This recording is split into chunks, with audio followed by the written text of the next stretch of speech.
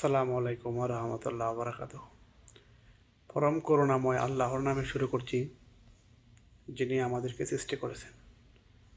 Voice of Abdullah official channel থেকে আব্দুল্লাহ বলতেছি। পৃথিবীর যে যেখান থেকে আমার চ্যানেলে যুক্ত হয়েছেন সবাইকে স্বাগতম।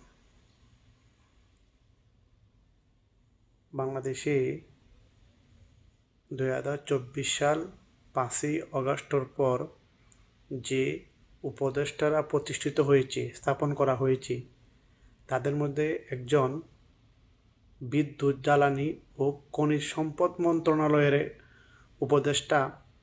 তিনি বলেছেন 2030 সালে বিদ্যুৎ সম্পূর্ণ পরিপূর্ণ হবে।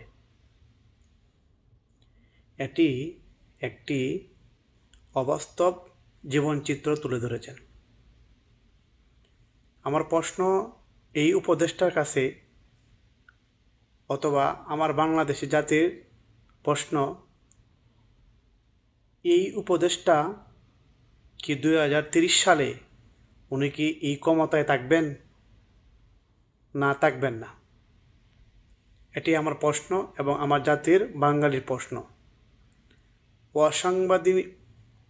অসাংবিধানিকভাবে ক্ষমতায় বসেছেন এবং ক্ষমতা অপব্যবহার করার জন্য তিনি সুন্দর পরিকল্পনাভাবে ফ্যাসিস্ট রূপ তৈরি করে 2030 সাল পর্যন্ত তিনি ক্ষমতায় থাকবেন বলে এই আশাবাদী।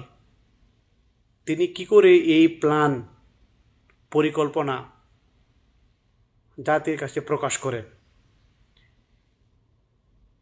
এর মূল হোতা ডক্টর ইউনূস বাহিনীর প্রপাগান্ডা, যা বাংলাদেশের মানুষ ভুক্তভোগী। বাংলাদেশের মানুষ এমনভাবে ব্যবহার করা হচ্ছে যেন এই উপদেষ্টারা হাতের কাছে আলাদিনের চেরাগ পেয়েছে।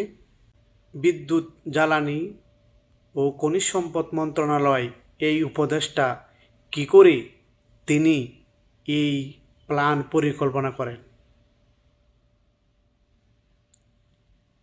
বাংলাদেশের বিশেষ অর্থে যদি বিদ্যুৎ ও জ্বালানি খনিজ সম্পদ মন্ত্রণালয়ে উনি দায়িত্ব পেয়েছেন, বর্তমানে যা আছে তিনি এটাকে কিভাবে একটি সুন্দর দুর্নীতিমুক্ত এই বিভাগটাকে ইমপ্রুভ করা যায়, শুধু এটাই একটি বিশেষ প্ল্যান। এখন তিনি ক্ষমতায় বসে সময় নির্ধারণ করতেছেন কিভাবে 2030 সাল পর্যন্ত উনি থাকতে পারবেন। মানুষের ক্ষমতা এত লোভী যা বলা বাহুল্য। এটি একটি অনর্থক পরিবেশ নিয়ে দেশকে হয়রানি করার শিকার যে প্রতিশ্রুতি, তা প্রকাশ পাচ্ছে। বিশেষ কথা হচ্ছে যে নির্বাচনের আগ পর্যন্ত যতটুকু প্রয়োজন এতটুকু একটা সময় নির্দেশনা করে আপনি বিদ্যুৎ ও জ্বালানি খনিজ সম্পদ মন্ত্রণালয় আপনি দায়িত্ব নিয়েছেন, এটাকে যেভাবে সুন্দরভাবে নিয়ন্ত্রণ করা যায় অতটুকু এনাফ। আপনি কি বলছেন 2030 সাল পর্যন্ত এটাকে উন্নত করা হবে, এই করা হবে, সেই করা হবে। আপনি এসব করা কে? আপনি দায়িত্ব পেয়েছেন, এটা সুন্দরভাবে পরিকল্পনা, পরিবেশ নিয়ন্ত্রণ করবেন নির্বাচনে এক পর্যন্ত, অথবা এই সরকার যতদিন থাকবে এটার প্রেক্ষিতে।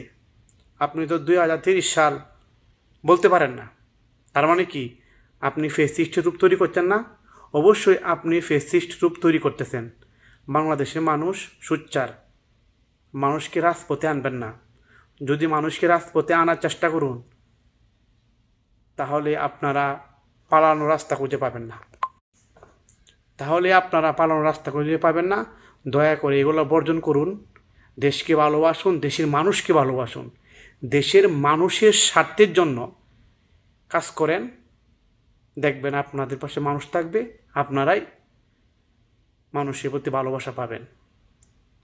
আজ আমি আপনাদের মাঝ থেকে আবার বিদায় নিচ্ছি। দেখা হবে পরে কোনো ভিডিওতে ইনশাল্লাহ। আসসালামু আলাইকুম।